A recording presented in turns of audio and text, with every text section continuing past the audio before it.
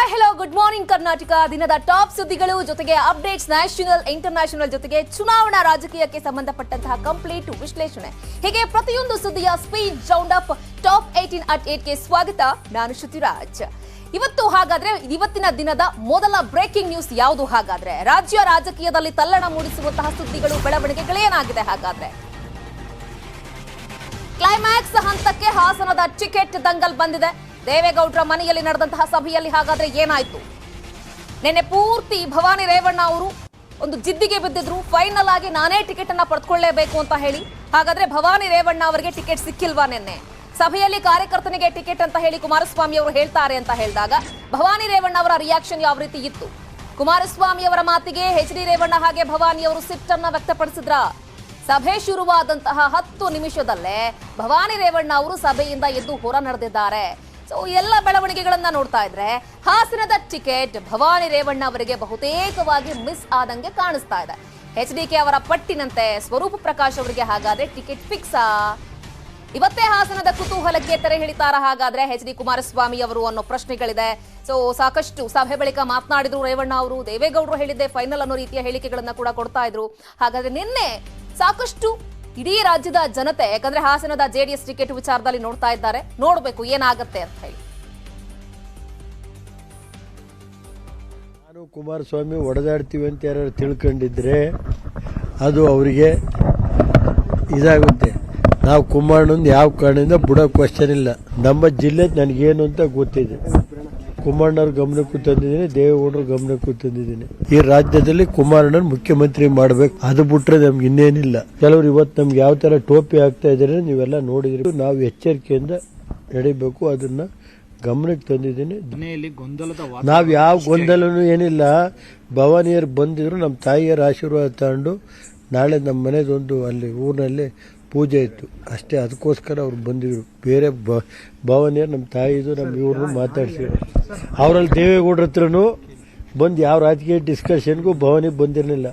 ಭವಾನಿ ಅವತ್ತೇ ಹೇಳಿದ್ದಾರೆ, ನನಗೆ ಬೇಕಾಗಿರೋದು ನಮ್ಮ ಮಾವ, ಅವ್ರೇನು ಹೇಳ್ತಾರೆ ಅದು ಕೇಳ್ತೀವಿ ಅಂತ ಅಷ್ಟೇ. ನಾವು ಕುಮಾರಣ್ಣ ನಾವೆಲ್ಲ ಕೂತು ಚರ್ಚೆ ಮಾಡಿದ್ವಿ. ದೇವೇಗೌಡರು, ನಾನು ಕುಮಾರಣ್ಣ ಎಲ್ಲ ಚರ್ಚೆ ಮಾಡಿದ್ವಿ. ಕೂತ್ಕೊಂಡು ದೇವೇಗೌಡರು ಏನು ಹೇಳ್ತಾರೆ ಕೇಳ್ತೀವಿ ಅಷ್ಟೇ. ಹೀಗೆ ನಮ್ಮ ರಾಷ್ಟ್ರೀಯ ಅಧ್ಯಕ್ಷರು ಬರ್ಲಿಕ್ಕೆ ಹೇಳಿದ್ದಾರೆ. ಅವರ ಆದೇಶದ ಮೇರೆಗೆ ಬಂದಿದ್ದಾರೆ. ಬರ್ತಾರೆ, ಅವ್ರಿಗೂ ಹೇಳಿದ್ದಾರೆ, ಅವರು ಬರ್ತಾರೆ. ಆದರೆ ಇಲ್ಲಿ ಯಾವುದೂ ಈ ಚರ್ಚೆ ಆಗಿಲ್ಲ. ಏನು ನೀವೇನು ಹೇಳ್ತಾ ಇದ್ದೀರಿ, ಫೈನಲೈಸೇಷನ್ ಆಗ್ತಕ್ಕಂಥದ್ದು ಅದೆಲ್ಲ ಇನ್ನು ಚರ್ಚೆಗಳಾಗಿ ಇವೆಲ್ಲ ಸಮಯ ಹಿಡಿತದೆ. ನೋಡಿ, 2ನೇ ಪಟ್ಟಿ ಬಿಡುಗಡೆ ಮಾಡಬೇಕು ಅಂತ ಅನ್ಕೊಂಡಿದ್ದಾರೆ. ನೋಡೋಣ. ನನ್ನ ಕಾರ್ಯಕರ್ತರ ಅಭಿಪ್ರಾಯನೇ ಸಭೆಯಲ್ಲಿ ಹೇಳೋದು. ಕಾರ್ಯಕರ್ತರ ಅಭಿಪ್ರಾಯ ಏನಿದೆ, ಕಾರ್ಯಕರ್ತರ ಅಭಿಪ್ರಾಯಕ್ಕೆ ತಲೆಬಾಗಬೇಕು ಅನ್ನೋದೇ ನಾನು ಹೇಳ್ತಾ ಇರೋದು. ಅದರ ಮೇಲೆ ತೀರ್ಮಾನ ಮಾಡಿ. ನೋಡ್ಬೇಕು, ರಾಜ್ಯ ರಾಜಕೀಯದಲ್ಲಿ ಸಾಕಷ್ಟು ಬೆಳವಣಿಗೆಗಳಾಗ್ತಾ ಇದೆ. ಸೊ ಕಂಪ್ಲೀಟ್ ಆಗಿ ಮಾಹಿತಿಯನ್ನ ನಮ್ಮ ಪೊಲಿಟಿಕಲ್ ಬ್ಯೂರೋ ಹೆಡ್ ಆಗಿರುವಂತಹ ಚಿದಾನಂದ್ ಪಟೇಲ್ ಅವರು ಕೊಡ್ತಾರೆ. ಚಿದಾನಂದ ಪಟೇಲ್ ರೇ, ಸಾಕಷ್ಟು ರೀತಿಯಾದಂತಹ ಚರ್ಚೆಗೆ ಗ್ರಾಸವಾಗಿದ್ದಂತಹ ಈ JDS ವಿಚಾರದಲ್ಲಿ ಇದೆಯಲ್ಲ, ಟಿಕೆಟ್ ಕಗ್ಗಂಟಾಗಿದೆಯಾ ಅಥವಾ ನಿನ್ನೆ ಏನಾಯ್ತು ಸಭೆಯಲ್ಲಿ? ಭವಾನಿ ರೇವಣ್ಣ ಅವರು 10 ನಿಮಿಷಕ್ಕೆ ಎದ್ದು ಬಂದ್ರು ಅನ್ನೋ ವಿಚಾರಗಳಿದೆ. ಸೊ ಒಟ್ಟಾರೆ ಏನಾಯ್ತು ನೆನೆ ದೇವೇಗೌಡರ ಮನೆಯಲ್ಲಿ?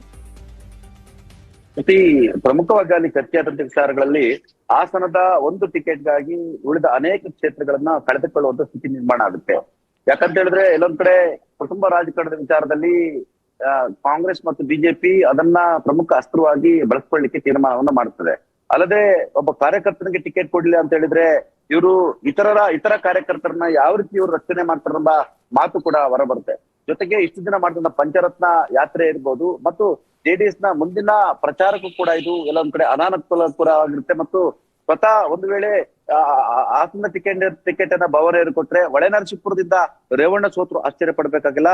ಜನರ ಮನಸ್ಸು ಬದಲಾಗುವ ಸಾಧ್ಯತೆ ಇರ್ತಕ್ಕಂಥದ್ದು. ಈಗಾಗಲೇ HD ಕುಮಾರಸ್ವಾಮಿ ಅವರು ಕೂಡ ಹಾಸನದ ಟಿಕೆಟ್ ಸಂಬಂಧಪಟ್ಟ ಒಬ್ಬ ಸಾಮಾನ್ಯ ಕಾರ್ಯಕರ್ತರಿಗೆ ಕೊಡ್ತೀನಿ ಅಂತ ಹೇಳಲಾಗಿದೆ. ಈಗಾಗಲೇ ದಿವಂಗತ HS ಪ್ರಕಾಶ್ ಅವರ ಪುತ್ರ ಸ್ವರೂಪ್ ಅವರಿಗೆ ಟಿಕೆಟ್ ಕೊಡ್ತೀನಿ ಅಂತ ಅನೌನ್ಸ್ ಕೂಡ ಮಾಡಿದ್ದಾರೆ. ಒಂದು ವೇಳೆ ಇದನ್ನು ಮೀರಿ ಭವಾನಿ ಅವರಿಗೆ ಟಿಕೆಟ್ ಕೊಟ್ರೆ ಇದು ಕುಟುಂಬದೊಳಗಿನ ಜಗಳ ಬೀದಿಗೆ ಬರುವ ಸಾಧ್ಯತೆ ಇರ್ತಕ್ಕಂಥದ್ದು. ಇದು ಇಡೀ ಪಕ್ಷ ಅಷ್ಟೇ ಅಲ್ಲ, ಇಡೀ ಈ ಕುಟುಂಬದ ರಾಜಕೀಯಕ್ಕೆ ಕೂಡ ದೊಡ್ಡ ಹೊಡೆತ ಬೀಳ್ತಂತೇಳಿ ದೇವೇಗೌಡರು ಹೇಳಿರುವಂತದ್ದು. ಜೊತೆಗೆ ಹಲವಾರು ಉದಾಹರಣೆಗಳು ಕೂಡ HD ಕುಮಾರಸ್ವಾಮಿ ಅವರು ಕೂಡ ಕೊಟ್ಟರು. ಜೊತೆಗೆ ಭವಾನಿ ಅವರ ಮನವೊಲಿಕೆಗೆ ಪ್ರಯತ್ನವನ್ನು ಮಾಡಿದ್ರು. ಮುಂದಿನ ಬಾರಿ ಇನ್ನೂ ಅವಕಾಶಗಳಿದೆ. ಒಂದು ವೇಳೆ ನಾವು ಟಿಕೆಟ್ ಅನ್ನ ಸ್ವರೂಪ ಕೊಡ್ಲಿದ್ರೆ ಅದು ಬೇರೆ ಸಂದೇಶ ಹೋಗುತ್ತೆ ಎಂಬ ಮಾತನ್ನು ಕೂಡ ಹೇಳಿದ್ರು. ಈ ಸಂದರ್ಭದಲ್ಲಿ ಭವಾನಿ ಅವರು ಕೂಡ ನನಗೆ ಟಿಕೆಟ್ ಅನ್ನ ಕೊಟ್ರೆ ನಾನು ಗೆದ್ಕೊಂಡು ಬರ್ತೀನಿ, ಪ್ರೀತಮ್ ಗೌಡ ನಮ್ಗೆ ಸವಾಲ್ ಹಾಕಿದ್ದಾರೆ. ಇದು ನಮ್ಮ ಕುಟುಂಬಕ್ಕೆ ಸವಾಲು ಮಾತ್ರ ಅಲ್ಲ, ಇಡೀ ಪಕ್ಷಕ್ಕೆ ಸವಾಲಾಗಿರುವಂತದ್ದು. ಸ್ವರೂಪ್ ಅವರಿಗೆ ಟಿಕೆಟ್ ಕೊಡೋದ್ರಿಂದ ಗೆಲ್ಲೋದು ತುಂಬಾ ಕಷ್ಟ, ಅಷ್ಟು ಸುಲಭದ ಮಾತಲ್ಲ ಅನ್ನೋ ಒಂದು ಪದೇ ಪದೇ ಏನು ಕನ್ವಿನ್ಸ್ ಮಾಡ್ಲಿಕ್ಕೆ ಪ್ರಯತ್ನವನ್ನು ಕೂಡ ಮಾಡಿದ್ರು. ಆದ್ರೆ ದೇವೇಗೌಡರು ಕುಮಾರಸ್ವಾಮಿ ಮಾತಿಗೆ ಮಾತ್ರ ಅವರು ಕೆಲವೊಂದ್ ಕಡೆ ಕುಮಾರಸ್ವಾಮಿ ಏನ್ ಹೇಳಿದ್ರು ಅದಕ್ಕೆ ಮಾತ್ರ ನಾವು ಬದ್ಧರಾಗ್ಬೇಕಾಗುತ್ತೆ ಅನ್ನೋ ಮುಖಾಂತರ ಕೆಲವೊಂದ್ ಕಡೆ ಪರೋಕ್ಷವಾಗಿ ಸ್ವರೂಪ್ಗೆ ಟಿಕೆಟ್ ಅನ್ನೋ ಒಂದು ಸಂದೇಶವನ್ನ ಭವಾನಿ ಅವರು ಕಳಿಸಿದ್ರು, ಜೊತೆಗೆ ಎಚ್ ಡಿ ರೇವಣ್ಣರು ಕಳಿಸಿದ್ರು. ಹಾಗಾಗಿ ಸಭೆ ಆರಂಭವಾಗಿ ಕೇವಲ 20 ನಿಮಿಷದಲ್ಲೇ ಭವಾನಿ ರೇವಣ್ಣರು ಎದ್ದೋದ್ರು. ನಂತರ ಎಚ್ ಡಿ ರೇವಣ್ಣ ಕೂಡ ಕುಮಾರಸ್ವಾಮಿ ಮತ್ತು ದೇವೇಗೌಡರು ಸಭೆ ಮಾಡ್ತಿರೋ ಸಂದರ್ಭದಲ್ಲಿ ಕೂಡ ವರ ನೀಡಿದ್ರು. ಕೆಲವೊಂದ್ ಕಡೆ ಮುಂಚ್ಕೊಂಡು ವರ ನೀಡಿದ್ರು. ಅನಿವಾರ್ಯವಾಗಿ ಎಚ್ ಡಿ ಕುಮಾರಸ್ವಾಮಿ ಏನ್ ಹೇಳ್ತಾರೆ, ದೇವೇಗೌಡರು ಏನ್ ಹೇಳ್ತಾರೆ ಅದಕ್ಕೆ ನಾವು ಬದ್ಧರಾಗಿದ್ದೀವಿ ಅನ್ನೋ ದಾಟಿಯಲ್ಲಿ ಎಚ್ ಡಿ ರೇವಣ್ಣ ಮತ್ತೆ ಎಚ್ ಡಿ ಕುಮಾರಸ್ವಾಮಿ ಅವರು ಮಾತನಾಡಿರುವಂತದ್ದು. ಆದ್ರೆ ಹಾಸನದ ಟಿಕೆಟ್ ವಿಚಾರದಲ್ಲಿ ಅಷ್ಟು ಸುಲಭವಾಗಿ ಎಲ್ಲವೂ ನಿರ್ಧಾರ ಆಯ್ತು ಅಂತ ಹೇಳಕ್ಕಾಗಲ್ಲ ಶ್ರುತಿ. ಯಾಕಂತ ಹೇಳಿದ್ರೆ ಇಡೀ ಹಾಸನ ಜಿಲ್ಲೆ ವಿಚಾರ ಸಂಬಂಧಪಟ್ಟ ಇದುವರೆಗೆ ಕೂಡ ದೇವೇಗೌಡರು ಇರೋದು, ಕುಮಾರಸ್ವಾಮಿ ಇರೋದು, ರೇವಣ್ಣರವರು ಏನ್ ಹೇಳ್ತಾರೆ ಅದೇ ವೇದ ವಾಕ್ಯವಾಗಿತ್ತು. ಹಾಗಾಗಿ ಕೊನೆಗಳಿಗೆ ಯಾವುದೇ ಬದಲಾವಣೆ ಅದು ಆಶ್ಚರ್ಯ ಇಲ್ಲ. ಸದ್ಯದ ಪ್ರಕಾರ ಕೆಲವೊಂದ್ ಕಡೆ ಸ್ವರೂಪ್ ಅವರಿಗೆ ಟಿಕೆಟ್ ಸಿಗುವ ನಿರೀಕ್ಷೆ ಇದೆ ಅಂತ ಹೇಳಲಾಗ್ತದೆ. ಆದ್ರೆ ಕೊನೆಗಳಿಗೆಯಲ್ಲಿ ಯಾರ ಹೆಸರು ಕೂಡ ಬದಲಾಗುವ ಸಾಧ್ಯತೆ ಇರ್ತಕ್ಕಂಥದ್ದು. ಯಾಕಂತಂದ್ರೆ ಇವತ್ತು ಪಟ್ಟಿಯನ್ನ ಬಿಡುಗಡೆ ಮಾಡ್ತೀನಿ ಎಚ್ ಡಿ ಕುಮಾರಸ್ವಾಮಿ ಅವರು ಹೇಳಿರುವಂತದ್ದು. ಆದ್ರೆ ಇವತ್ತು ರಾಮನಗರ ಮತ್ತು ಚನ್ನಪಟ್ಟಣದ ಅನೇಕ ಪಕ್ಷದ ಕಾರ್ಯಕ್ರಮಗಳಲ್ಲಿ ಮತ್ತು ಚುನಾವಣಾ ಪ್ರಚಾರ ಕಾರ್ಯಕ್ರಮದಲ್ಲಿ ಎಚ್ ಡಿ ಕುಮಾರಸ್ವಾಮಿ ಅವರು ಭಾಗವಹಿಸಿದ್ದಾರೆ. ಹಾಗಾಗಿ ಇವತ್ತು ಚುನಾವಣಾ ಪಟ್ಟಿಯನ್ನ ಪ್ರೆಸ್ ರಿಲೀಸ್ ಮಾಡ್ತಾರೆ. ಜೊತೆಗೆ ಹಾಸನದ ಟಿಕೆಟ್ ಇವತ್ತು ಇರುತ್ತಾ ಇಲ್ಲ ಅನ್ನೋದು ಕೂಡ ಸದ್ಯದ ಕುತೂಹಲ ಅಂತ ಹೇಳ್ಬೋದು. ಓಕೆ ಪಟೇಲ್ರೆ, ನೋಡೋಣ, ಕಾದ್ ನೋಡೋಣ. ಸೊ ತಮ್ಮೆಲ್ಲ ಮಾಹಿತಿಗಾಗಿ ಧನ್ಯವಾದಗಳು. ಸೊ ಈಗ ಸದ್ಯಕ್ಕೆ ಒಂದು ಕಡೆ ಜೆಡಿಎಸ್ ವಿಚಾರ ಆಯ್ತು ಅಂತ ಹೇಳಿದ್ರೆ ಕಾಂಗ್ರೆಸ್ನವರು ಕೂಡ ಮಾಸ್ಟರ್ ಪ್ಲಾನ್ ಮೇಲೆ ಮಾಸ್ಟರ್ ಪ್ಲಾನ್ ಅನ್ನ ಮಾಡ್ತಾ ಇದ್ದಾರೆ. ಬಿಜೆಪಿಗೆ ಈ ಬಾರಿ ಸರಿಯಾಗಿ ಟಕ್ಕರ್ ಕೊಡಬೇಕು ಅನ್ನೋ ರಣತಂತ್ರವನ್ನ ಕಾಂಗ್ರೆಸ್ನವರು ಹೆಣಿತಾ ಇದ್ದಾರೆ. ರಾಜಕೀಯ ಶತ್ರುಗಳನ್ನ ಸೋಲಿಸೋದಕ್ಕೆ ಯಾವ ರೀತಿಯಾಗಿ ಮಾಸ್ಟರ್ ಪ್ಲಾನ್ ಅನ್ನ ಮಾಡಿದ್ದಾರೆ, ಹಾಗಾದ್ರೆ ಕಾಂಗ್ರೆಸ್ ಕಡೆಯಿಂದ ಯಾವ ರೀತಿಯಾಗಿ ತಂತ್ರಗಾರಿಕೆಗಳು ನಡೀತಾ ಇದೆ, ಅದಕ್ಕೆ ಸಂಬಂಧಪಟ್ಟ ಕೂಡ ಒಂದು ಬ್ರೇಕಿಂಗ್ ಸಿಗ್ತಾ ಇದೆ. ಬರೀ ನೋಡ್ತಾ ಹೋಗೋಣ. ನೋಡಿ, ರಾಜಕೀಯ ಶತ್ರುಗಳನ್ನ ಸೋಲಿಸೋದಕ್ಕೆ ಕಾಂಗ್ರೆಸ್ ಮುಂದಾಯ್ತಾ? ಸೊ ಆಬ್ವಿಯಸ್ಲಿ ಸಾಕಷ್ಟು ರಣತಂತ್ರಗಳನ್ನ ಹೆಣಿತಾ ಇರ್ತಾರೆ. ಈಗ ಸಮ್ಮಿಶ್ರ ಸರ್ಕಾರದ ವೇಳೆ ಕೈಕೊಟ್ಟಂತಹ ಶಾಸಕರಿಗೆ ಕೈಪಾಳಿಯ ಖೆಡ್ಡಾವನ್ನ ತೋಡಿದ್ಯಾ? ಕೈಕೊಟ್ಟಿದ್ದಂತಹ ಶಾಸಕರಿಗೆ ಸೋಲುಣಿಸಲೇಬೇಕು ಅಂತ ಹೇಳಿ ಕಾಂಗ್ರೆಸ್ ಪ್ಲಾನ್ ಮಾಡ್ತಾ ಇದ್ಯಾ? ಹಾಗಾದ್ರೆ ಯಾವ ರೀತಿ ಪ್ಲಾನ್ ಹಾಗಾದ್ರೆ ಇದು? ಈ ಜಾರಕಿಹೊಳಿ ಆಪ್ತನ ಕ್ಷೇತ್ರದಲ್ಲಿ ಕಾಂಗ್ರೆಸ್ ಟಿಕೆಟ್ ರಣತಂತ್ರ ಹೆಣಿತಾ ಇದ್ದಾರೆ. ಅಥಣಿ ಟಿಕೆಟ್ ವಿಚಾರದಲ್ಲಿ ಸ್ವಲ್ಪ ಕಾದ್ ನೋಡೋಣ. ಫಸ್ಟ್ ಬಿಜೆಪಿ ಅವರು ಯಾರು ಅಭ್ಯರ್ಥಿ ಅಂತ ಅಲ್ಲಿ ಹೇಳಿ, ಆಮೇಲೆ ನಾವು ಅಭ್ಯರ್ಥಿಯನ್ನ ಅಲ್ಲಿ ಘೋಷಣೆ ಮಾಡೋಣ ಅಂತ ಹೇಳಿ ಕೈ ನಾಯಕರು ತೀರ್ಮಾನ ಮಾಡ್ದಂಗೆ ಕಾಣಿಸ್ತಾ ಇದೆ. ಯಾಕಂದ್ರೆ ಅಲ್ಲಿ ರಮೇಶ್ ಜಾರಕಿಹೊಳಿ ಅವರಿಗೆ ಟಕ್ಕರ್ ಕೊಡಬೇಕು ಅನ್ನೋದು ಕಾಂಗ್ರೆಸ್ನವರ ಪ್ಲಾನ್ ಆಗಿದೆ. ಸೊ ಬಿಜೆಪಿ ಭಿನ್ನ ಮತದ ಲಾಭ ಪಡೆಯೋದಕ್ಕೆ ಕಾಂಗ್ರೆಸ್ ಇದೀಗ ರಣತಂತ್ರವನ್ನ ಹೆಣಿತಾ ಇದೆ. ಯಾಕಂದ್ರೆ ಮಹೇಶ್ ಕುಮಟಳ್ಳಿ ಅವರೇನಾದ್ರೂ ಒಂದು ವೇಳೆ ಬಿಜೆಪಿ ಕಡೆಯಿಂದ ಅಭ್ಯರ್ಥಿಯಾಗಿ ಸ್ಪರ್ಧೆ ಮಾಡಿದ್ರೆ ಅವರನ್ನ ಸೋಲಿಸಲೇಬೇಕು ಅಂತ ಹೇಳಿ ಶತಾಯಗತಾಯ ಪ್ರಯತ್ನ ಮಾಡ್ತಾರೆ. ಒಂದು ವೇಳೆ ಏನಾದ್ರೂ ಲಕ್ಷ್ಮಣ್ ಸವದಿಗೆ ಟಿಕೆಟ್ ಸಿಕ್ಕರೆ ಬೇರೆಯದ್ದೇ ಮಾಸ್ಟರ್ ಪ್ಲಾನ್ ಅನ್ನ ಮಾಡಬೇಕು ಅಂತ ಹೇಳಿ ಕಾಂಗ್ರೆಸ್ ತೀರ್ಮಾನವನ್ನ ಮಾಡಿದೆ. ಸೊ ಆ ಹಿನ್ನೆಲೆಯಲ್ಲಿ ಟಿಕೆಟ್ಗಾಗಿ ಬೆಂಗಳೂರಿನಲ್ಲಿ ಕಾಂಗ್ರೆಸ್ನ ಆಕಾಂಕ್ಷಿಗಳು ಠಿಕಾಣಿ ಹೂಡಿದ್ದಾರೆ. ಪಂಚಮಸಾಲಿ ಕೋಟಾದಲ್ಲಿ ಟಿಕೆಟ್ ನೀಡಬೇಕು ಅಂತ ಹೇಳಿ ದರೇಪ ಠಕ್ಕನ್ ಅವರು ಅರ್ಜಿಯನ್ನ ಕೂಡ ಸಲ್ಲಿಸಿದ್ದಾರೆ. ಮತ್ತೊಂದು ಕಡೆ ಬಣಜಿಗ ಸಮುದಾಯದಲ್ಲಿ ಅರ್ಜಿಯನ್ನ ಗಜಾನನ ಮಂಗಸೂಳಿ ಅವರು ಕೂಡ ಸಲ್ಲಿಸಿದ್ದಾರೆ.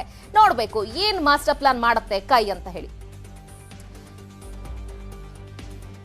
ಬನ್ನಿ, ಈ ಬಗ್ಗೆ ಮತ್ತಷ್ಟು ಮಾಹಿತಿಯನ್ನು ಕೊಡ್ತಾರೆ ನಮ್ಮ ಚಿಕ್ಕೋಡಿಯ ಪ್ರತಿನಿಧಿ ಲೋಹಿತ್ ನೇರ ಸಂಪರ್ಕದಲ್ಲಿ ಜಾಯ್ನ್ ಆಗ್ತಾ ಇದ್ದಾರೆ.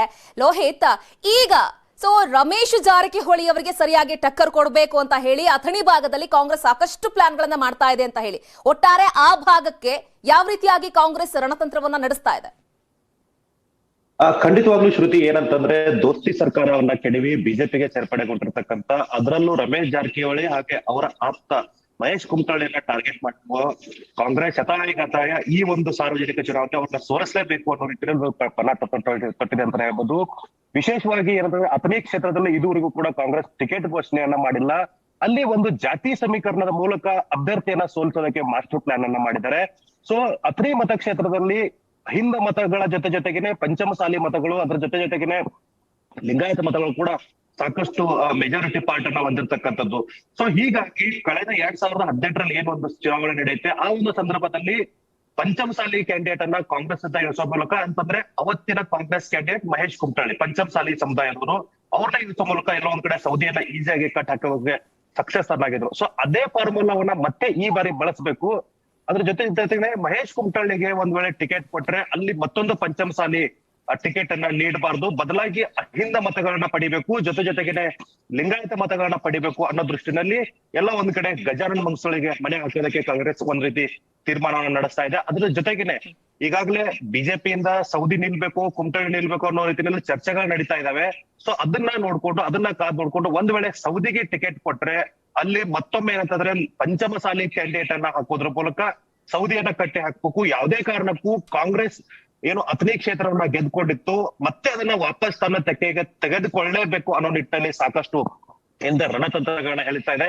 ಇದಕ್ಕೆ ಉದಾಹರಣೆ ಎನ್ನುವಂತೆ ಈಗಾಗಲೇ ಚಿಕ್ಕೋಡಿ ಭಾಗದಲ್ಲಿ 3 ಕ್ಷೇತ್ರಗಳಿಗೆ ಇದುವರೆಗೂ ಕೂಡ ಕಾಂಗ್ರೆಸ್ ಟಿಕೆಟ್ ಅನ್ನ ಘೋಷಣೆ ಮಾಡಿಲ್ಲ. ಅದರಲ್ಲೂ ಅಥಣಿ ವಿಚಾರವಾಗಿ ಈಗಾಗಲೇ ನಾವು ನಾಯಕರುಗಳು ಕೂಡ ಮಾತನಾಡಿದ್ದೀವಿ. ಅವ್ರು ಹೇಳುವಂತದ್ದು ಸದ್ಯಕ್ಕೆ ಬಿಜೆಪಿ ಟಿಕೆಟ್ ಘೋಷಣೆ ಮಾಡುವವರೆಗೂ ಯಾವುದೇ ಕಾರಣಕ್ಕೂ ನಾವು ಅಥಣಿ ವಿಚಾರದಲ್ಲಿ ಟಿಕೆಟ್ ಅನ್ನ ಘೋಷಣೆ ಮಾಡೋದಿಲ್ಲ ಅನ್ನುವಂತ ಮಾತನ್ನ ಕೂಡ ಇಲ್ಲಿ ಹೇಳ್ತಾ ಇದ್ರು ಶ್ರುತಿ. ಓಕೆ ಲೋಹಿತ್, ಥ್ಯಾಂಕ್ ಯು ತಮ್ಮೆಲ್ಲ ಕಂಪ್ಲೀಟ್ ಮಾಹಿತಿಗಾಗಿ. ಸೊ ಇದು ಕಾಂಗ್ರೆಸ್ನವರ ರಣತಂತ್ರ ಆಯ್ತು ಅಂತ ಹೇಳಿದ್ರೆ, ಮತ್ತೊಂದು ಕಡೆಗೆ ಬಿಜೆಪಿಯವರು ಕೂಡ ಈ ಚುನಾವಣಾ ಪ್ರಚಾರಕ್ಕೆ ಹೊಸ ರೀತಿಯಾದಂತಹ ಮಾಸ್ಟರ್ ಪ್ಲಾನ್ ಅನ್ನ ಮಾಡ್ತಾ ಇದ್ದಾರೆ. ಹಾಗಾದ್ರೆ ಬಿಜೆಪಿಯವರ ಈ ಹೊಸ ಮಾಸ್ಟರ್ ಪ್ಲಾನ್ ಏನು, ಯಾವ ರೀತಿಯಾಗಿ ಪ್ರಚಾರದ ಕಾರ್ಯವನ್ನ ಶುರು ಮಾಡಬೇಕು ಅಂತ ಅಂದ್ಕೊಂಡಿದ್ದಾರೆ? ಹಾಗಾದ್ರೆ ನೋಡ್ತಾ ಹೋಗೋಣ. ಚುನಾವಣಾ ಪ್ರಚಾರಕ್ಕೆ ಬಿಜೆಪಿಯವರು ಮಾಸ್ಟರ್ ಪ್ಲಾನ್ ನಡೆಸಿದ್ದಾರೆ. ಇವರ ಕಾನ್ಸೆಪ್ಟ್ ಏನಪ್ಪಾ ಅಂತ ಹೇಳಿದ್ರೆ, ಪ್ರತಿದಿನ ಸುದ್ದಿಗೋಷ್ಠಿಗಳನ್ನ ನಡೆಸಿ ಅದರ ಮೂಲಕ ಕ್ಯಾಂಪೇನ್ ಮಾಡೋದು. ಅದಕ್ಕಾಗಿ ಇವತ್ತು ನೂತನ ಮಾಧ್ಯಮ ಕೇಂದ್ರವನ್ನ ಕೂಡ ಉದ್ಘಾಟನೆ ಮಾಡ್ಲಿಕ್ಕೆ ಅಂತ ಹೇಳಿ ಬಿಜೆಪಿಯವರು ಮುಂದಾಗಿದ್ದಾರೆ. ಕರ್ನಾಟಕವನ್ನ ಈ ಬಾರಿ ಏನಾದ್ರೂ ಆಗ್ಲಿ ಗೆಲ್ಲೇಬೇಕು ಅಂತ ಹೇಳಿ ಪಣ ತೊಟ್ಟಿದ್ದಾರೆ ಬಿಜೆಪಿಯವರು. ರಾಷ್ಟ್ರೀಯ ನಾಯಕರ ರಾಜ್ಯ ಪ್ರವಾಸ ಜೊತೆಗೆ ಚುನಾವಣಾ ದಿನದವರೆಗೂ ಕೂಡ ಪ್ರತಿದಿನ ಒಬ್ಬರಾದ ಮೇಲೆ ಒಬ್ಬೊಬ್ರು ಸುದ್ದಿಗೋಷ್ಠಿಯನ್ನ ನಡೆಸಬೇಕು ಅಂತ ಹೇಳಿ ಸುದ್ದಿಗೋಷ್ಠಿಯ ಮೂಲಕ ಪ್ರತಿದಿನ ಕೈಪಾಳ್ಯಕ್ಕೆ ಟಕ್ಕರ್ ಕೊಡಬೇಕು ಅನ್ನೋದು ಬಿಜೆಪಿಯವರ ತಂತ್ರ ಆಗಿದೆ. ಸೊ ಇವತ್ತು ಬೆಳಗ್ಗೆ 9:30ಕ್ಕೆ ಮಾಧ್ಯಮ ಕೇಂದ್ರವನ್ನ ಮುಖ್ಯಮಂತ್ರಿಗಳು ಉದ್ಘಾಟನೆ ಮಾಡ್ತಾರೆ. ಇವತ್ತು ಮುಖ್ಯಮಂತ್ರಿಗಳಿರ್ತಾರೆ, ಜೊತೆಗೆ ಬಿಜೆಪಿಯ ರಾಜ್ಯಾಧ್ಯಕ್ಷ ನಳಿನ್ ಕುಮಾರ್ ಕಟೀಲ್ ಅವರು ಇರ್ತಾರೆ, ಧರ್ಮೇಂದ್ರ ಪ್ರಧಾನ್ ಅವರು ಈ ಸುದ್ದಿಗೋಷ್ಠಿಯಲ್ಲಿ ಇರ್ತಾರೆ. ನಾಳೆ ಮಾಜಿ ಮುಖ್ಯಮಂತ್ರಿ ಬಿಎಸ್ ಯಡಿಯೂರಪ್ಪನವರಿಂದ ಸುದ್ದಿಗೋಷ್ಠಿಯನ್ನ ಆರಂಭ ಮಾಡ್ತಾರೆ. ಸೊ ಈ ರೀತಿಯಾದಂತಹ ಪ್ಲಾನ್ಗಳು ಬಿಜೆಪಿ ಪಾಳೆಯದ್ದಾಗಿದೆ.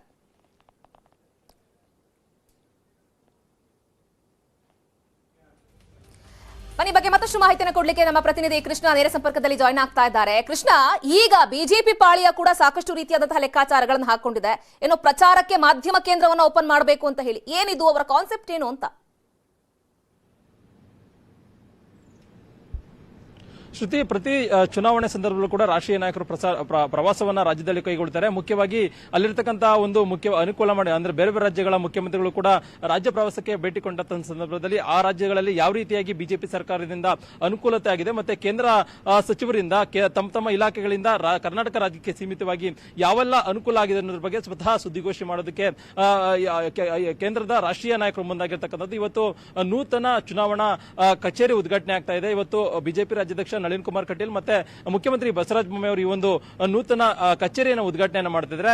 ಇವತ್ತಿಂದ ಬಿಜೆಪಿ ರಾಜ್ಯಾಧ್ಯಕ್ಷ ನಳಿನ್ ಕುಮಾರ್ ಕಟೀಲ್ ಮತ್ತೆ ಮುಖ್ಯಮಂತ್ರಿ ಬಸವರಾಜ ಬೊಮ್ಮಾಯಿ ಅವರು ಇವತ್ತು ಮೊದಲ ದಿನ ಸುದ್ದಿಗೋಷ್ಠಿಯನ್ನು ಮಾಡ್ತಿದ್ದಾರೆ. ನಾಳೆ ಮಾಜಿ ಮುಖ್ಯಮಂತ್ರಿ ಬಿಎಸ್ ಯಡಿಯೂರಪ್ಪನವರು ಸುದ್ದಿಗೋಷ್ಠಿ ಮಾಡ್ತಾರೆ. ನಾಡಿದ್ದು ಕೇಂದ್ರದ ಸಚಿವರಾಗಿರ್ತಕ್ಕಂಥ ಅನುರಾಗ್ ಠಾಕೂರ್ ಆಗಿರ್ಬೋದು, ಮತ್ತೆ ವಿದೇಶಾಂಗ ಸಚಿವರಾಗಿರ್ತಕ್ಕಂಥ ರವಿಶಂಕರ್ ಆಗಿರ್ಬೋದು, ಹೀಗೆ ಪ್ರಮುಖವಾದಂತಹ ಸಚಿವರು ಇನ್ನು ಮುಂದೆ ದಿನನಿತ್ಯ ಅಂದ್ರೆ ಚುನಾವಣೆವರೆಗೂ ಕೂಡ ಒಂದಲ್ಲ ಒಬ್ಬ ಸಚಿವರಿಂದ ಸುದ್ದಿಗೋಷ್ಠಿ ಮಾಡೋದ್ರ ಮುಖಾಂತರವಾಗಿ ಒಂದು ರೀತಿ ಬಿಜೆಪಿ ಪರವಾಗಿ ಪ್ರಚಾರ ಮಾಡೋದಕ್ಕೂ ಕೂಡ ಮುಂದಾಗಿರ್ತಕ್ಕಂಥದ್ದು. ಈಗಾಗಲೇ ಮುಖ್ಯವಾಗಿ ಕೇಂದ್ರದ ರಾಷ್ಟ್ರೀಯ ನಾಯಕರು ಕೂಡ ಸುದ್ದಿಗೋಷ್ಠಿ ಮಾಡಿದ ನಂತರವಾಗಿ ಜಿಲ್ಲಾ ಮಟ್ಟದಲ್ಲೂ ಕೂಡ ಅಂದ್ರೆ ಜಿಲ್ಲೆಗಳಲ್ಲಿ ಆಗಿರ್ಬೋದು ಮತ್ತೆ ಪ್ರಮುಖವಾಗಿ ಕ್ಷೇತ್ರಗಳಲ್ಲಿ ಬಿಜೆಪಿ ಪರವಾದಂತಹ ಪ್ರಚಾರವನ್ನ ಮಾಡಿದ್ದಾರೆ. ಮುಖ್ಯವಾಗಿ ಬಿಜೆಪಿ ಗೆಲ್ಲುವಂತ ನಿಟ್ಟಿನಲ್ಲಿ ಈಗಾಗಲೇ ಹೈಕಮಾಂಡ್ ನಾಯಕರು ಬಹಳ ಕರ್ನಾಟಕವನ್ನ ಗಂಭೀರವಾಗಿ ಪರಿಗಣಿಸಿದ್ದಾರೆ. ಮತ್ತೆ ಇಂಪಾರ್ಟೆಂಟ್ ಆಗಿ ಕೇಂದ್ರ ಗೃಹ ಸಚಿವ ಅಮಿತ್ ಶಾ ಅವರ ಖುದ್ದು ಕರ್ನಾಟಕದ ಮೇಲೆ ನಿಗಾವನ್ನ ವಹಿಸಿದ್ದಾರೆ. ಹೀಗಾಗಿ ರಾಷ್ಟ್ರೀಯ ನಾಯಕರು ರಾಜ್ಯಕ್ಕೆ ಬಂದಂತ ಸಂದರ್ಭದಲ್ಲಿ ಸಹಜವಾಗಿಯೇ ಬಿಜೆಪಿಯ ಅಭ್ಯರ್ಥಿಗಳ ಪರವಾಗಿ ಒಂದು ರೀತಿ ಮತದಾರ ಒಲವನ್ನು ತೋರಬಹುದು ಅನ್ನೋ ಕಾರಣಕ್ಕೋಸ್ಕರವಾಗಿ ಒಂದಲ್ಲ ಒಂದು ತಂತ್ರಗಾರಿಕೆಯನ್ನ ಮಾಡಿರುವಂತದ್ದು. ಅಂದ್ರೆ ಪ್ರತಿ 2018ರ ವಿಧಾನಸಭಾ ಚುನಾವಣೆಯಲ್ಲೂ ಕೂಡ ರಾಷ್ಟ್ರೀಯ ನಾಯಕರು ಅಂದ್ರೆ ಬೇರೆ ಬೇರೆ ರಾಜ್ಯದ ಇಡೀ ಬಿಜೆಪಿ ಸರ್ಕಾರದ ಮುಖ್ಯಮಂತ್ರಿಗಳಾಗಿರ್ಬೋದು ಮತ್ತೆ ಬೇರೆ ಬೇರೆ ರಾಜ್ಯದ ನಾಯಕರು ಎಲ್ಲರೂ ಕೂಡ ಇಡೀ ಕರ್ನಾಟಕದಲ್ಲಿ ಠಿಕಾಣಿಯನ್ನ ಮಾಡಿದ್ರು. ಅದೇ ರೀತಿಯಾಗಿ ಈ ಬಾರಿ ಕೂಡ ಅಂದ್ರೆ ಚುನಾವಣೆವರೆಗೂ ಕೂಡ ಕರ್ನಾಟಕದಲ್ಲಿ ಟೆಂಟ್ ಹಾಕುವಂತ ನಿಟ್ಟಿನಲ್ಲಿ ಕೂಡ ಹಲವಾರು ರಾಷ್ಟ್ರೀಯ ನಾಯಕರು ಮುಂದಾಗಿರುವಂತದ್ದು. ಈಗಾಗಲೇ ಕಾಂಗ್ರೆಸ್ನ ಗ್ಯಾರಂಟಿ ಯೋಜನೆಗಳು ಕೂಡ ಪ್ರಕಟ ಆಗಿದೆ. ಅದು ಎಲ್ಲ ಒಂದು ಕಡೆಗೆ ಬಿಜೆಪಿಗೆ ಹಿನ್ನಡೆ ಆಗುತ್ತೆ ಮತ್ತೆ ಕಾಂಗ್ರೆಸ್ಗೆ ಲಾಭ ಆಗುತ್ತೆ ಅನ್ನೋದ್ರ ಬಗ್ಗೆ ಕೂಡ ಸಾಕಷ್ಟು ಚರ್ಚೆ ಆಗ್ತಾ ಇದೆ. ಹೀಗಾಗಿ ಕಾಂಗ್ರೆಸ್ನ ಗ್ಯಾರಂಟಿ ಯೋಜನೆಗಳಿಗೆ ಅದಕ್ಕೆ ಕೌಂಟರ್ ಕೊಡುವಂತದ್ದು, ಆ ಮುಖಾಂತರವಾಗಿ ಬಿಜೆಪಿ ಪರವಾಗಿ ಪ್ರಚಾರವನ್ನ ಮಾಡುವಂತಹ ಉದ್ದೇಶದಿಂದ ಇವತ್ತಿನಿಂದ ಒಂದಲ್ಲ ಒಂದು ಅಂದ್ರೆ ಒಬ್ಬರ ಸಚಿವರಿಂದ ಸುದ್ದಿಗೋಷ್ಠಿಗೆ ಮುಂದಾಗಿರುವಂತದ್ದು. ಓಕೆ ಕೃಷ್ಣ, ಥ್ಯಾಂಕ್ ಯು ತಮ್ಮೆಲ್ಲ ಕಂಪ್ಲೀಟ್ ಮಾಹಿತಿಗಾಗಿ. ಇದಿಷ್ಟು ರಾಜ್ಯದ ಪ್ರಮುಖ 3 ಪಕ್ಷಗಳವರ ರಣತಂತ್ರಗಳು, ಮಾಸ್ಟರ್ ಪ್ಲಾನ್ಗಳು. ಇನ್ನು ರಾಜ್ಯದಲ್ಲಿ ಪೂರ್ಣ ಪ್ರಮಾಣದ ಅಧಿಕಾರವನ್ನ ಈ ಬಾರಿ ಹಿಡಿಲೇಬೇಕು ಅನ್ನೋದು ಬಿಜೆಪಿಯವರ ಪ್ಲಾನ್ ಆಗಿದೆ. ಆ ಹಿನ್ನೆಲೆಯಲ್ಲಿ ಮೋದಿ ಅವರ ವಿಚಾರದಲ್ಲೂ ಕೂಡ ಬಹಳ ದೊಡ್ಡ ಮಟ್ಟದ ಪ್ಲಾನ್ಗಳನ್ನ ರಾಜ್ಯದ ನಾಯಕರು ಮಾಡ್ತಾ ಇದ್ದಾರೆ. ಸೊ ರಾಜ್ಯದಲ್ಲಿ ಪೂರ್ಣ ಮತದ ಅಧಿಕಾರವನ್ನ ಸ್ಥಾಪನೆ ಮಾಡಬೇಕು ಅನ್ನೋ ಹಂಬಲದಲ್ಲಿರುವಂತಹ ಬಿಜೆಪಿ ಮಾಸ್ಟರ್ ಪ್ಲಾನ್ ಮಾಡ್ತಾ ಇದೆ. ಪ್ರಧಾನಿ ಮೋದಿ ಅವರ ಜನಪ್ರಿಯತೆಯನ್ನ ಬಳಸಿಕೊಳ್ಳೋದಕ್ಕೆ ರಾಜ್ಯ ಬಿಜೆಪಿ ಇದೀಗ ಮುಂದಾಗಿದೆ. ಇದಕ್ಕಾಗಿ ಇನ್ನೊಂದು ತಿಂಗಳಲ್ಲಿ ಮೋದಿಯ 20 ಸಮಾವೇಶಗಳನ್ನ ರಾಜ್ಯ ಬಿಜೆಪಿ ಆಯೋಜನೆ ಮಾಡಿದೆ. 6 ವಿಭಾಗಗಳ ಪೈಕಿ ಪ್ರತಿಯೊಂದು ವಿಭಾಗದಲ್ಲೂ ಕೂಡ ಮೋದಿ ಅವರು 3 ಸಮಾವೇಶಗಳನ್ನ ನಡೆಸೋದಕ್ಕೆ ರಾಜ್ಯ ಬಿಜೆಪಿ ಪ್ಲಾನ್ ಮಾಡ್ತಾ ಇದೆ. ಹೀಗಾಗಿ ಮೇ 6ರಿಂದ ಮೇ 8ರವರೆಗೆ ರಾಜ್ಯದಲ್ಲಿ ಮೋದಿ ಠಿಕಾಣಿ ಹೂಡುವಂತಹ ಸಾಧ್ಯತೆ ಕೂಡ ಕಂಡು ಬರ್ತಾ ಇದೆ. ವಿಧಾನಸಭಾ ಚುನಾವಣೆಯ ಕಾವು ದಿನದಿಂದ ದಿನಕ್ಕೆ ಏರ್ತಾ ಇದೆ. ಈ ಎಲ್ಲ ಮಧ್ಯೆ ಮಾಜಿ ಸಿಎಂ ಸಿದ್ದರಾಮಯ್ಯ ಅವರು ತಮ್ಮ ಎಲ್ಲ ಒತ್ತಡಗಳ ನಡುವೆ ಬೆಂಗಳೂರಿನಲ್ಲಿ ನಡೆದಂತಹ IPL ಪಂದ್ಯವನ್ನ ವೀಕ್ಷಣೆ ಮಾಡಿದ್ದಾರೆ. ಚಿನ್ನಸ್ವಾಮಿ ಕ್ರೀಡಾಂಗಣದಲ್ಲಿ ನಡೆದಂತಹ ಈ RCB ವರ್ಸಸ್ ಮುಂಬೈ ನಡುವಿನ ಪಂದ್ಯವನ್ನ ಸಿದ್ದರಾಮಯ್ಯ ಅವರು ವೀಕ್ಷಣೆ ಮಾಡಿದ್ದಾರೆ.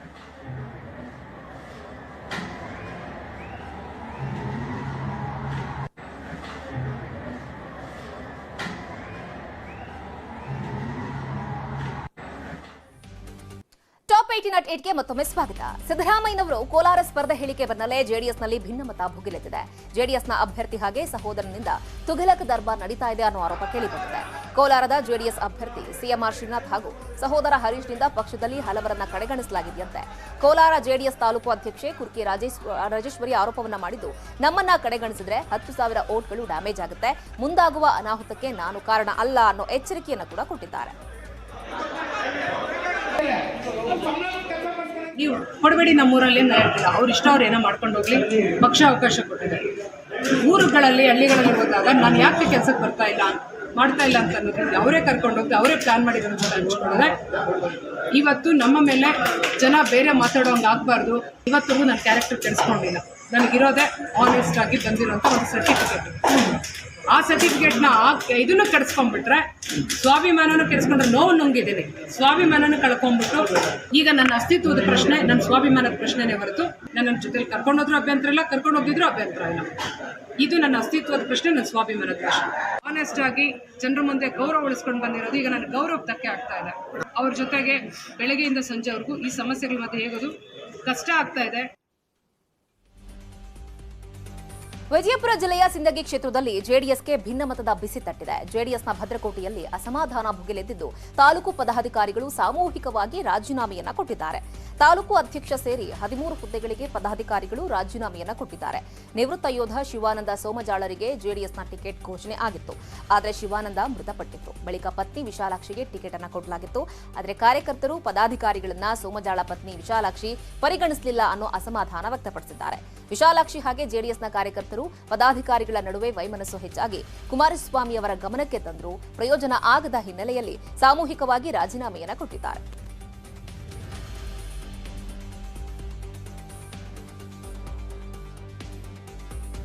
ಬಳ್ಳಾರಿ ಜಿಲ್ಲೆಯ ಸಿರುಗುಪ್ಪದ ಬಿಜೆಪಿ ಪಾಳ್ಯದಲ್ಲಿ ಭಿನ್ನಮತ ಸ್ಫೋಟಗೊಂಡಿದೆ. ಹಾಲಿ ಬಿಜೆಪಿ ಶಾಸಕ ಎಂಎಸ್ ಸೋಮಲಿಂಗಪ್ಪ ವಿರುದ್ಧ ಕೆಲ ಬಿಜೆಪಿ ಮುಖಂಡರೇ ತಿರುಗಿ ಬಿದ್ದಿದ್ದಾರೆ.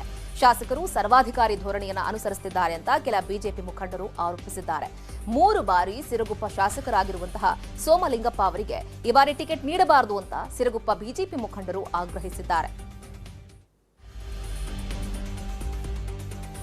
ಮಕ್ಕಳಿಗಾಯ್ತಿ ಅವ್ರಿಗೆ ಟಿಕೆಟ್ ಕೊಡಬಾರ್ದು, ಯಾಕೆ ಟಿಕೆಟ್ ಕೊಡಬಾರ್ದು ಅಂತ ಪ್ರಶ್ನೆ ಅಭಿಪ್ರಾಯ ಇರ್ತದೆ. ಯಾಕೆ ಕೊಡಬಾರ್ದಪ್ಪ ಅಂದ್ರೆ ಸರ್ವಾಧಿಕಾರಿ ಧೋರಣೆ. ಯಾರೇ ಯಾರಲ್ಲ ಅವ್ರು ಅಧ್ಯಕ್ಷರಾಗಿರೋಂತಂದ್ರೆ ಅವ್ರು ಏನು ನಡೆಯಂಗಿಲ್ಲ. ನಮ್ಮ ಬಿಜೆಪಿ ಅಧ್ಯಕ್ಷರಾಗಿರೋಂದ್ರೂ ಕೂಡ ಅವ್ರದ್ದು ಏನು ನಡೆಯಂಗಿಲ್ಲ. ತಾಲೂಕ್ ಪಂಚಾಯತ್ ಮೆಂಬರ್ ಆದ್ರೂ ಕೂಡ ಏನು ನಡೆಯೋದು, ತಾಲೂಕ್ ಪಂಚಾಯತ್ ಅಧ್ಯಕ್ಷ ಆದ್ರೂ ಕೂಡ ಏನು ನಡೆದಿಲ್ಲ. ತಮಗೆ ಇಷ್ಟ ಬಂದವ್ರನ್ನ ಮಾತ್ರ ಕರ್ಕೊಂಡು ಹೋಗಿ ಅಲ್ಲಿ ಆ ಸಭೆಗೆ ಹೇಳಿಸ ಇವ್ರು ಸೋಮಲಿಂಗಪ್ಪನ ಪರವಾಗಿ ಅಂತೇಳಿ. ಇವತ್ತು ನಾನು ಸರಿಸುಮಾರವಾಗಿ ಈ ಸೋಮಲಿಂಗಪ್ಪ ಪ್ರಪ್ರಥಮವಾಗಿ ರಾಜಕೀಯ ಬರ್ಲಿಕ್ಕಿಂತ ಮುಂಚೆನೆ ಕೆಲಸ ಮಾಡಿದಂತನು. ಅವತ್ತಿನ ದಿನ ಹೋರಾಟ ಮಾಡಿ ತುಂಬಾನೇ ಶ್ರಮ ಪಟ್ಟು ಕಷ್ಟ ಬಿದ್ದು ಬಿಜೆಪಿ ತರಲಿಕ್ಕೆ ಕಾರಣನಾಗಿ ನಾನು ಒಬ್ಬನ ಅಂತಂತಂದು ನಾನು ಹೇಳ್ತಿದ್ದೀನಿ ಈ ಸಭೆ ಮೂಲಕ. ಆದ್ರೆ ಕಾರ್ಯಕರ್ತರನ್ನ ಕಡೆಗಣಿಸಿ ಯಾರು ಮುಂದೆ ಮಾತಾಡ್ತಾರೆ, ಮುಂದೆ ಇದು ಮಾಡ್ತಾರೆ ಅಂತಂದ್ರೆ ಅಂತವ್ರನ್ನ ಹತ್ತಿಕ್ಕುವಂತ ಕೆಲಸ ಮಾಡಿದಂತ ಈ ಸೋಮಲಿಂಗಪ್ಪನವರು ಬಹಳ ಅವಂತ ಕಾರ್ಯಕರ್ತರಿಗೆ ಕಿರುಕುಳ ಕೊಟ್ಟಿದ್ದಾರೆ. ಈ ತಾಲೂಕಿನಲ್ಲಿ ಒಬ್ಬ ಕಾರ್ಯಕರ್ತರಿಗೆ ಒಂದು ತಮ್ಮದೇ ಆದಂತ ಸ್ವತಂತ್ರ ಕೊಡ್ದಂಗೆ ನಾನೇ ನಾನು ಈ ತಾಲೂಕಿಗೆ ನಾನೊಬ್ಬ ಅಧಿಪತಿ, ನಾನೊಬ್ಬ MLA ಅಂತಂತೇಳಿ ಹೇಳಿದಂತೆ ಮೊನ್ನೆ ಶಾಸಕರಾದಂಥ ಸೋಮಲಿಂಗಪ್ಪ ಅವರಿಗೆ ನಾವು ಇಲ್ಲಿವರೆಗೆ ಬೆಂಬಲಿಸ್ತಾ ಬಂದಿದ್ದೀವಿ. ಮುಂದೆ ಬೆಂಬಲಿಸಲಿಕ್ಕೆ ಆಗಲ್ಲ ಅಂತ ಅನಿಸ್ತದೆ. ಯಾಕಂದ್ರೆ ಕಾರ್ಯಕರ್ತರೇ ಅಸಮಾಧಾನಗೊಂಡಿದ್ದಾರೆ. ಉದಾಹರಣೆ ನೀವು ನೋಡಿರ್ಬೋದು ಎಷ್ಟು ಅತೃಪ್ತರು ಇಲ್ಲೆಲ್ಲ ಬಂದಿದ್ದಾರೆ ಅಂದ್ರೆ ನಮ್ಮ ಪಕ್ಷ ಬಿಜೆಪಿ ಬರ್ಬೇಕಂದ್ರೆ ಬದಲಾವಣೆಯನ್ನ ಕೇಳ್ತಿದ್ದಾರೆ. ಹಾಗಾಗಿ ಪಕ್ಷದ ಹೈಕಮಾಂಡ್ಗಳು ಮತ್ತು ಇದ್ರ ಬಗ್ಗೆ ತೀಕ್ಷ್ಣವಾಗಿ ಬಹಳ ಆಲೋಚನೆ ಮಾಡಿ ಇಲ್ಲೊಂದು ಪಕ್ಷದ ಟಿಕೆಟ್ ಕೊಡುವಂತ ಆಲೋಚನೆ ಮಾಡಬೇಕು. ಇಲ್ಲಿ ಇರತಕ್ಕಂಥ ಪ್ರತಿ ಒಬ್ಬರು ಕೂಡ ಅವರ ಆಡಳಿತದಲ್ಲಿ ನೋವುಗಳನ್ನು ಉಂಡಿದ್ದಾರೆ. ಚಿಕ್ಕಮಗಳೂರು ಕಾಂಗ್ರೆಸ್ನಲ್ಲಿ ಅಸಮಾಧಾನದ ಕೂಗು ಹೆಚ್ಚಾಗಿದೆ. ಕಾಂಗ್ರೆಸ್ ಸೇರಿದಂತೆ ಟಿಕೆಟ್ ಆಕಾಂಕ್ಷಿಯಾಗಿರುವಂತಹ ಸಿಟಿ ರವಿ, ಮಾಜಿ ಆಪ್ತ ಎಚ್.ಡಿ. ತಮ್ಮಯ್ಯ ವಿರುದ್ಧ ಮೂಲ ಕಾಂಗ್ರೆಸ್ಸಿಗರು ಇದೀಗ ಆಕ್ರೋಶ ವ್ಯಕ್ತಪಡಿಸಿದ್ದಾರೆ. ಚಿಕ್ಕಮಗಳೂರು ವಿಧಾನಸಭಾ ಕ್ಷೇತ್ರದ ಸಖರಾಯಪಟ್ಟಣದಲ್ಲಿ ಸಭೆ ನಡೆಸಿದ 6 ಜನ ಟಿಕೆಟ್ ಆಕಾಂಕ್ಷಿಗಳು ನಮ್ಮಲ್ಲೇ ಒಬ್ಬರಿಗೆ ಟಿಕೆಟ್ ಕೊಡಬೇಕು ಅಂತ ಆಗ್ರಹಿಸಿದ್ದಾರೆ. ಅಲ್ಲದೆ ಎಚ್.ಡಿ. ತಮ್ಮಯ್ಯ ಬಿಜೆಪಿಯ ಏಜೆಂಟ್, ಅವರು ಕಾಂಗ್ರೆಸ್ ಸೇರಿರೋದೇ ಬಿಜೆಪಿಯನ್ನ ಗೆಲ್ಲಿಸೋದಕ್ಕೆ ಅಂತ ಕಾಂಗ್ರೆಸ್ ಟಿಕೆಟ್ ಆಕಾಂಕ್ಷಿಗಳು ಆರೋಪ ಮಾಡಿದ್ದಾರೆ.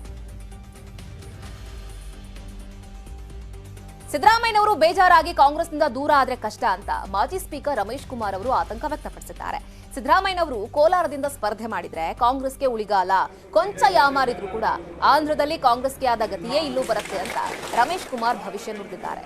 ಶ್ರೀನಿವಾಸಪುರದಲ್ಲಿ ನಡೆದ ಕುರುಬರ ಸಮಾವೇಶದಲ್ಲಿ ತೆಲುಗಿನಲ್ಲಿ ಮಾತನಾಡಿದ ರಮೇಶ್ ಕುಮಾರ್, ಸಿದ್ದು ಮನ ಪರಿವರ್ತಿಸದೇ ಇದ್ರೆ ಮತ್ತೆ ಅವರನ್ನೇ ಕರ್ಕೊಂಡು ಬಂದು ವಿರೋಧ ಪಕ್ಷದಲ್ಲಿ ಕೂರಿಸೋ ಪರಿಸ್ಥಿತಿ ಬರಲಿದೆ ಎಂದಿದ್ದಾರೆ.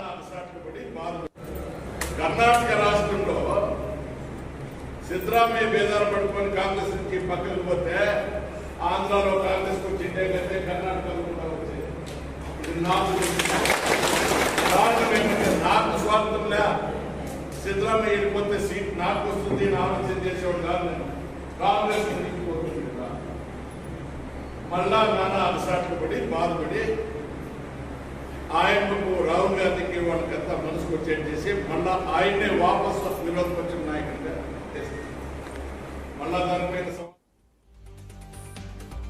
Welcome back. ಮೊದಲ ಪಟ್ಟಿ ಬಿಡುಗಡೆ ಮಾಡಿ ನಿರಾಳರಾಗಿರುವಂತಹ ಕಾಂಗ್ರೆಸ್ಗೆ ಈಗ ಇನ್ನುಳಿದ 100 ಕ್ಷೇತ್ರಗಳಿಗೆ ಟಿಕೆಟ್ ಹಂಚಿಕೆಯ ಟೆನ್ಷನ್ ಶುರುವಾಗಿದೆ.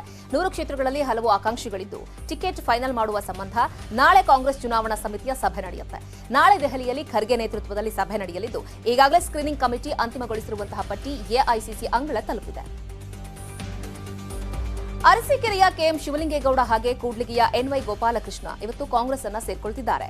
ಇಬ್ಬರು ಕೂಡ ಈಗಾಗಲೇ ಶಾಸಕ ಸ್ಥಾನಕ್ಕೆ ರಾಜೀನಾಮೆಯನ್ನು ಸಲ್ಲಿಸಿದ್ದು ಶಿವಲಿಂಗೇಗೌಡ ಅರಸೀಕೆರೆ ಹಾಗೆ ಎನ್ವೈ ಗೋಪಾಲಕೃಷ್ಣ ಅವರು ಮೊಳಕಾಲ್ಮೂರು ಟಿಕೆಟ್ ಆಕಾಂಕ್ಷಿಗಳಾಗಿದ್ದಾರೆ. ಧಾರವಾಡ ಜಿಲ್ಲೆಗೆ ವಿದೇಶಾಂಗ ಸಚಿವ ಜೈಶಂಕರ್ ಭೇಟಿ ಕೊಟ್ಟಿದ್ರು. ಜೆಎಸ್ಎಸ್ ಕ್ಯಾಂಪಸ್ನಲ್ಲಿ ಸನ್ನಿಧಿ ಕಲಾಕ್ಷೇತ್ರದ ವಿದ್ಯಾರ್ಥಿಗಳ ಜೊತೆ ಸಂವಾದ ಕಾರ್ಯಕ್ರಮ ನಡೆಸಿದ್ರು. ಸಂವಾದದಲ್ಲಿ ಶಾಸಕ ಅರವಿಂದ್ ಬೆಲ್ಲದ್ ಕೂಡ ಭಾಗವಹಿಸಿದ್ರು. ಈ ವೇಳೆ ಮಾತನಾಡಿದ ಜೈಶಂಕರ್, ಭಾರತ ದೊಡ್ಡ ಶಕ್ತಿಯಾಗುವತ್ತ ದೈತ್ಯ ಹೆಜ್ಜೆ ಇಡ್ತಾ ಇದೆ, ಮೋದಿ ಅವರಿಗೆ ಅಮೆರಿಕಾದಲ್ಲಿ ಭವ್ಯ ಸ್ವಾಗತ ಸಿಕ್ಕಿದೆ ಅಂತ ಹೇಳಿದ್ರು. ಶ್ರೀರಾಮನವಮಿ ಹಬ್ಬ ಕಳೆದು ವಾರ ಆಗ್ತಾ ಇದ್ರು ಬಿಹಾರದ ನಳಂದದಲ್ಲಿನ ಬಿಹಾರ ಶರೀಫ್ನಲ್ಲಿ ಸಂಘರ್ಷದ ಬಿಸಿ ಮಾತ್ರ ಕಡಿಮೆಯಾಗಿಲ್ಲ. ಹಲವೆಡೆ ಸಂಘರ್ಷಗಳು ಜೋರಾಗಿ ನಡೀತಾ ಇದ್ದು ಎಲ್ಲೆಡೆ ಪೊಲೀಸ್ ಬಂದೋಬಸ್ತನ್ನ ಮಾಡಲಾಗಿದೆ. ಗಲಭೆಯಲ್ಲಿ ಹಲವರಿಗೆ ಗಾಯಗಳಾಗಿದ್ದು ಆಸ್ಪತ್ರೆಯಲ್ಲಿ ಚಿಕಿತ್ಸೆಗೆ ದಾಖಲಿಸಲಾಗಿದೆ. ಇನ್ನು ಗಲಭೆಯ ಸ್ಥಳಗಳಲ್ಲಿ ಹೈ ಅಲರ್ಟ್ ಘೋಷಣೆ ಮಾಡಲಾಗಿದೆ. ಇನ್ನು ಗಲಭೆ ಸಂಬಂಧ ಹಲವರನ್ನ ಪೊಲೀಸರು ಬಂಧಿಸಿದ್ದಾರೆ. ಮಧ್ಯಪ್ರದೇಶದ ನಮೀಬಿಯಾದಿಂದ ತಂದಿದ್ದ ಚೀತಾಗಳಲ್ಲಿ ಒಂದು ಚೀತಾ ಓಬನ್ ಕುನೋ ರಾಷ್ಟ್ರೀಯ ಉದ್ಯಾನವನದಿಂದ 20 ಕಿಲೋಮೀಟರ್ ದೂರದಲ್ಲಿರುವ ವಿಜಯಪುರದ ಝರ್ ಬರೋಡಾ ಗ್ರಾಮಕ್ಕೆ ಎಂಟ್ರಿ ಕೊಟ್ಟಿದೆ. ಇದರಿಂದ ಗ್ರಾಮಸ್ಥರಲ್ಲಿ ಆತಂಕ ಮೂಡಿದ್ದು ಚೀತಾವನ್ನ ವಾಪಸ್ ಕರೆತರುವುದಕ್ಕೆ ನಿಗಾ ತಂಡ ಗ್ರಾಮಕ್ಕೆ ಭೇಟಿ ಕೊಟ್ಟಿದೆ.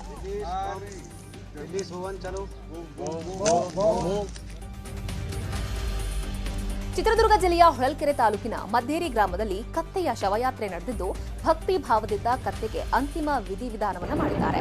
ಮಲಸಿಂಗನಹಳ್ಳಿಯಲ್ಲಿ ಪ್ರತಿ ವರ್ಷ ಆಂಜನೇಯ ಸ್ವಾಮಿಯ ಸೇಜಿ ಅಂದ್ರೆ ಕತ್ತೆಯ ಮೆರವಣಿಗೆ ನಡೆಯುತ್ತೆ. ಇಲ್ಲಿನ ಸುತ್ತಮುತ್ತಲ ಗ್ರಾಮಸ್ಥರಿಗೆ ಕತ್ತೆ ದೇವರ ಸಮಾನವಾಗಿದೆ. ಈ ಕತ್ತೆ ಅನಾರೋಗ್ಯಕ್ಕೆ ತುತ್ತಾಗಿ ಮೃತಪಟ್ಟಿತ್ತು.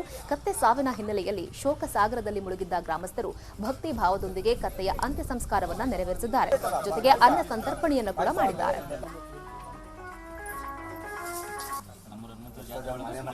ಪಾಪ ಭಾಳ ಸಂತೋಷವಾಗಿ ತಿಂತಿದ್ರು, ಭಾಳ ಚೆನ್ನಾಗೇ ಇತ್ತು. ನಾವೆಲ್ಲಿ ಮಂಚಿನಹಳ್ಳಿಯಲ್ಲಿ ತಿಮ್ಮಳಯ್ಯನ ಜಾತ್ರೆಗೆ ಇದೇ ಹೋಗುತ್ತೆ ಅಲ್ಲಿಗೆ ಅಂತ ನಾವೆಲ್ಲರೂ ಮಾತಾಡ್ತಾ ಇದ್ವಿ. ಹೋಗೋಕ್ಕೆ ಅದೃಷ್ಟ ಇರಲಿಲ್ಲ, ಅದಾಗಲಿಲ್ಲ. ಪವಾಡ ಸ್ವಾಮಿ ಉಳಿಸ್ಕೊಂಡಿಲ್ಲ. ಆದರೂ ನಮ್ಮೂರು ಜನ ಬಹಳ ಸಂತೋಷದಿಂದ ಅದನ್ನ ಸಾಕ್ತಿದ್ರು. ಯಾಕಾರ ಆತು ನಮ್ಮೂರಾಗೆ ನಾವೇ ಸತ್ತೋಗಿದ್ವಿ ಅನ್ನೋ ಮಟ್ಟಕ್ಕೆ ಆಗ್ತಾಯಿದೆ.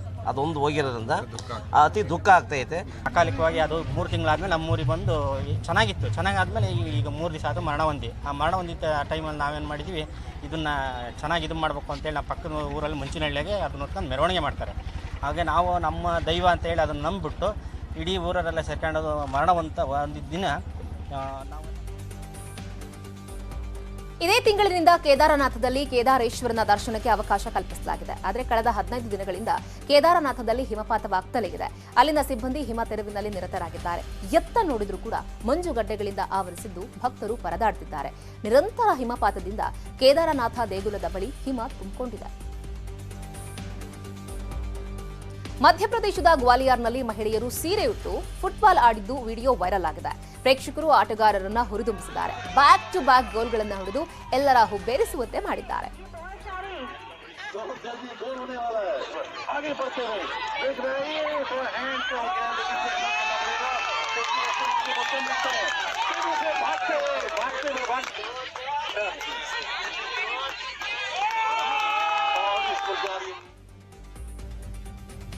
ಇದು ಇವತ್ತಿನ ಟಾಪ್ 18 at 8. ನೋಡ್ತಾ ಇರಿ ನ್ಯೂಸ್ 18, ಜಾಲ ನಮ್ಮದು, ಬಲ ನಿಮ್ಮದು.